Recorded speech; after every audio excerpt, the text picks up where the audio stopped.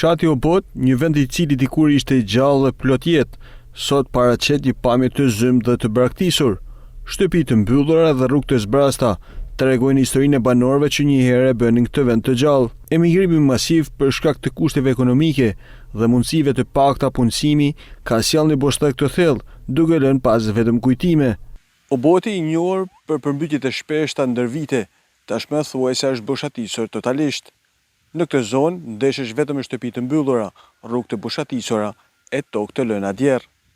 Ndërsa edhe ato pak banorë që kanë mbetur refuzojnë të flasin, lënia në harres e kësaj zone për shumë vite ka bërë që banorët të humbin shpresat se ky fshat një ditë do të ketë gjallërinë e dikurshme. Kena ikë për këto. Për sa vitesh? Jena shpërngur për këto. Kam shumë më fol, por nuk do më fol.